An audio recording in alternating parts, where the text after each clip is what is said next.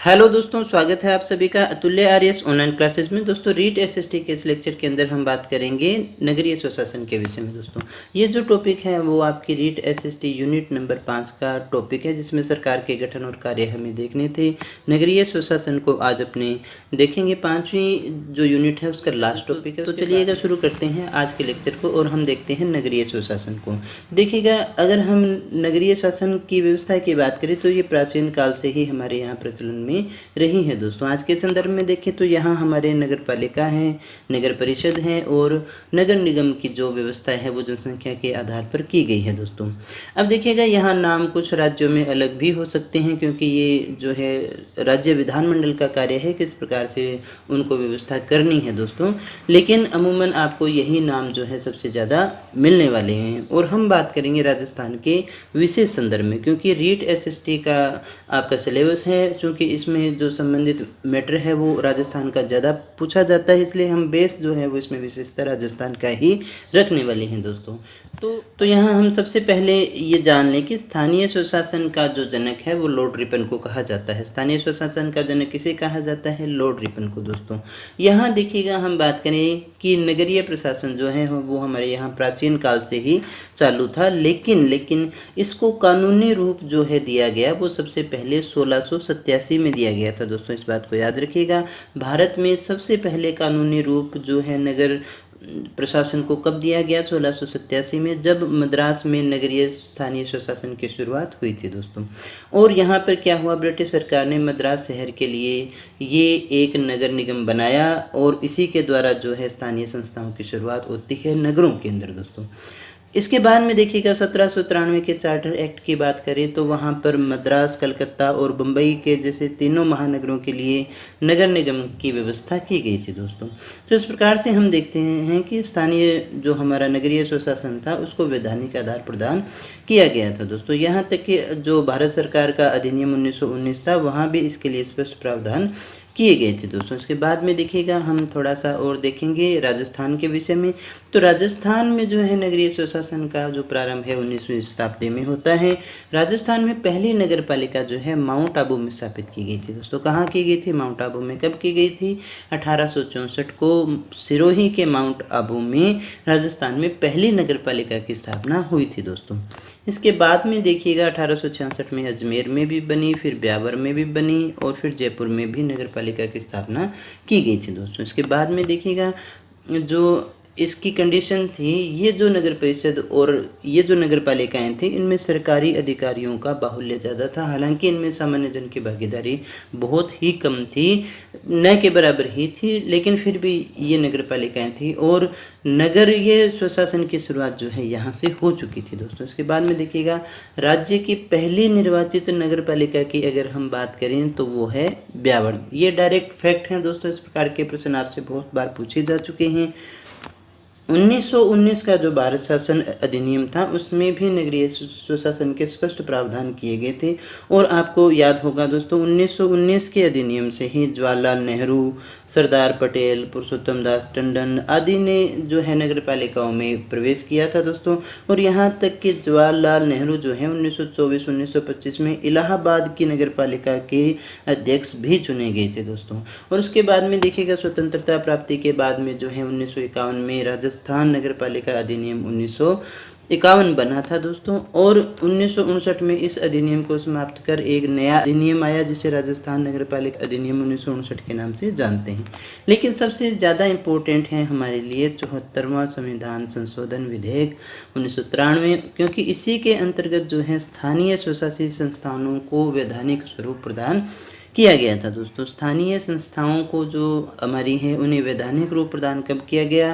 1993 का जो 74वां संविधान संशोधन विधेयक था उसके अंतर्गत जो इनको वैधानिक रूप है प्रदान किया गया था। दोस्तों आपको याद होगा कि 1989 के अंदर हमने बात की थी राजीव गांधी के समय की, तो जहाँ 64वां संविधान संशोधन विधेयक था वहीं 65वां संविधान संशोधन जो विधेयक था लोकसभा में प्रस्तुत किया गया था लेकिन पारित नहीं हो पाया था, वो इसी से संबंधित था।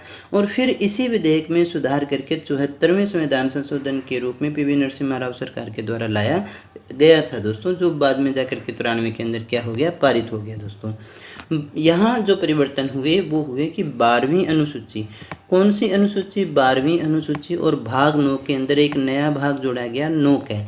अगर आपसे पूछा जाए नगर पालिकाओं और इनकी व्यवस्था कहाँ की गई है दोस्तों, बहुत बार पूछा जाता है। 12वीं अनुसूची और भाग 9 क के अंदर इनकी व्यवस्था की गई है। इसमें 18 कानूनों को जोड़ा गया है जो अनुच्छेद 243 तय से लेकर के 243 य 6 तक उपस्थित है दोस्तों। अनुच्छेद 243 ओ तक जो थे वो ग्राम पंचायत से संबंधित थे, उन सभी की बातें अपने कर ली थी। पी से जो स्टार्ट होते हैं वो नगर परिषद और नगर पालिकाओं के लिए अनुच्छेद स्टार्ट होते हैं दोस्तों। इसमें देखिएगा आगे हम बात करते हैं पार्षदों की योग्यताओं की। तो पार्षद बनने के लिए आपको क्या होना चाहिए? पंजीकृत मतदाता होना चाहिए और 21 वर्ष की आयु होनी चाहिए दोस्तों। देखिएगा शहरों को किस प्रकार से बांटा गया, कोई भी शहर है, कोई भी नगर है, उसे कुछ वार्डों में बांट दिया जाता है। अब उन वार्ड के अंदर क्या होता है? पार्षद का चुनाव होगा। हर वार्ड के अंदर से पार्षद चुने जाएंगे दोस्तों, और वो पार्षद फिर क्या करते हैं? नगर पालिका या नगर निगम अध्यक्ष का चुनाव करते हैं अप्रत्यक्ष रूप से। कई बार कई राज्यों के अंदर जो है नगर पालिका अध्यक्ष के जो चुनाव होते हैं वो प्रत्यक्ष भी होते हैं, लेकिन ये व्यवस्था जो है राज्य विधानमंडल के द्वारा हुआ करती है दोस्तों।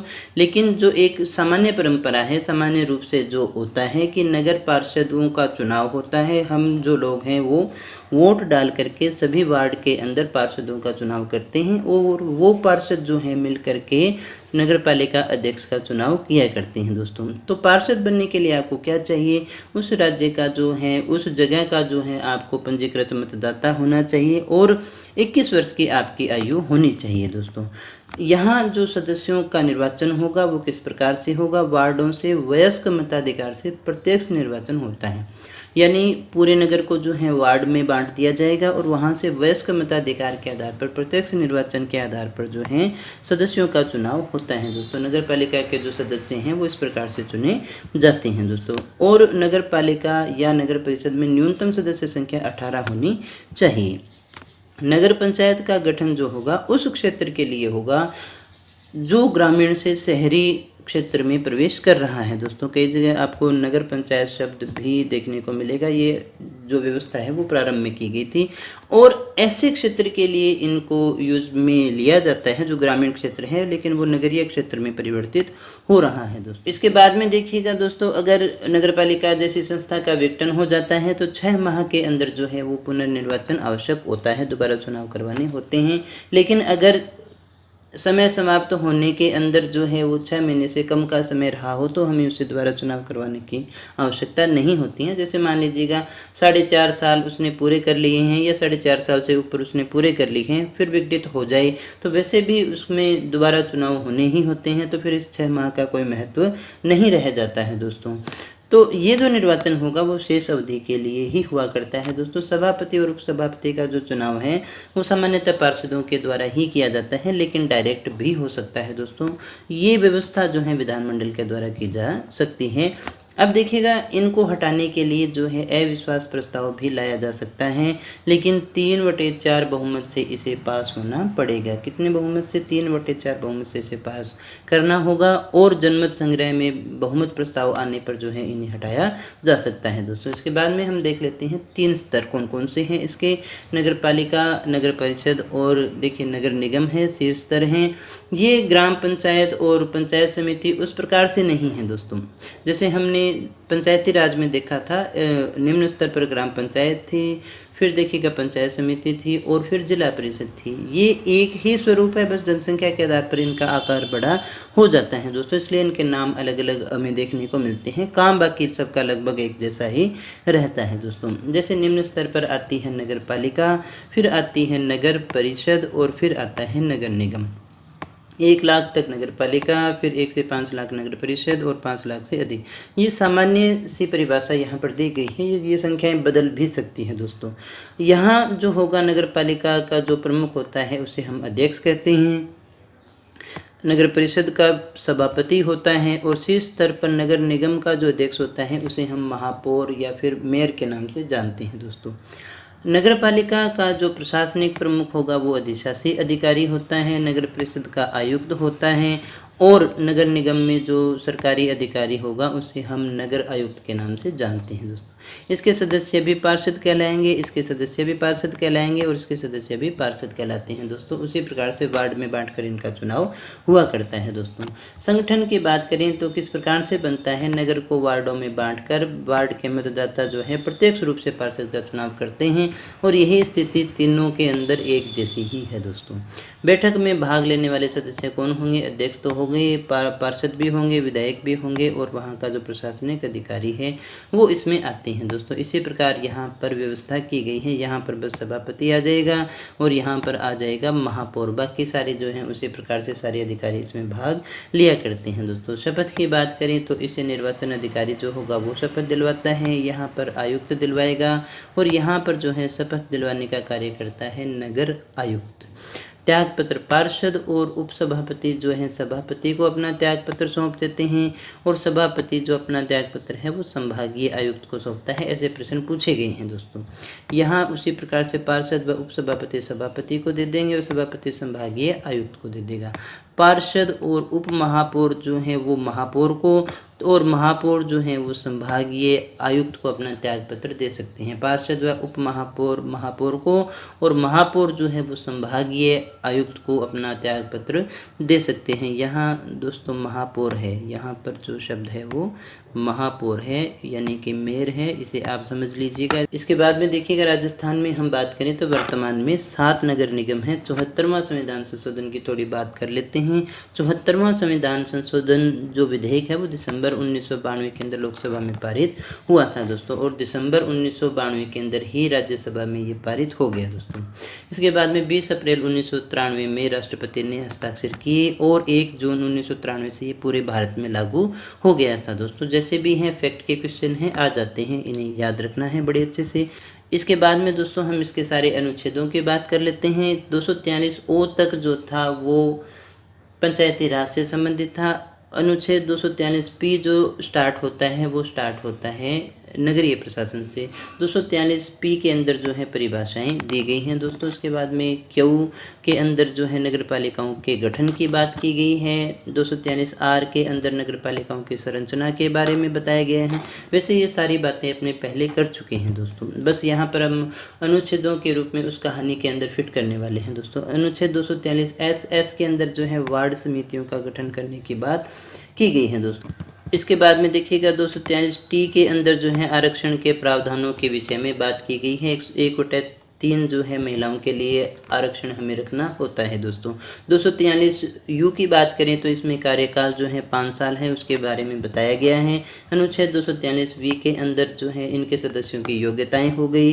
243 डब्ल्यू के अंदर जो है नगर पालिकाओं की शक्तियाँ और कार्य जो 18 विषय हैं जो 12वीं अनुसूची में रखे गए हैं, इन सभी के विषय में यहाँ देखिए बताया गया है। ये 18 विषय हैं, इन्हें आपको याद करने की आवश्यकता नहीं है दोस्तों, इतना तनाव मत लेना। सामान्य सी बातें होंगी जो हमारी नगर पालिकाओं के अंदर कार्य किए जाते हैं, साफ सफाई के, है ना, और जो भी शिक्षा से संबंधित कार्य हैं, लाइट है, पानी है, ये सारी व्यवस्थाओं के रूप में यहाँ पर दिया गया है दोस्तों। इसके बाद में एक्स के अंदर जो है टैक्स लगाने के अधिकार की बात की गई है।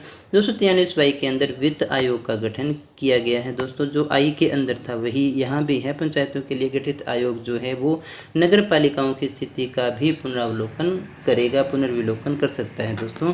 तो इसके बाद में देखिएगा जेड की बात करें तो यहाँ नगर पालिकाओं की ऑडिटिंग की बात की है कि इन्हें जो पैसा मिला वो इन्होंने ढंग से खर्च किया है या नहीं किया है दोस्तों। 243 जेड ए में जो है निर्वाचन की बात की गई है। राज्य निर्वाचन आयोग जो है इनकी कार्यवाही को संभालता है दोस्तों। 243 जेड बी संघ राज्य क्षेत्रों में इन्हें लागू करना है या नहीं करना है, किस प्रकार से किया जाएगा, उसके बारे में कहा गया है दोस्तों। कुछ क्षेत्रों में अगर इनको नगर पालिकाओं को या नगरीय प्रशासन को नहीं लागू करना है तो उसकी व्यवस्था जो है जेड सी में की गई है। जेड डी जो है जिला योजना समिति के बारे में बताता है, जिसमें पूरे ज़िले के लिए है दोस्तों, ग्राम पंचायत और सारी चीज़ें इसमें शामिल हो गए। पूरे ज़िले में विकास योजना का प्रारूप बनाने की बात इसमें की गई है दोस्तों। 243 जेड ई महानगर योजना से संबंधित है, ये महानगरों से संबंधित योजना बनाने की बात करता है। 243 जेड एफ जो है जो विद्यमान और नगर पालिका की जो व्यवस्था पहले से है वो वैसे ही बने रहने की बात करता है दोस्तों।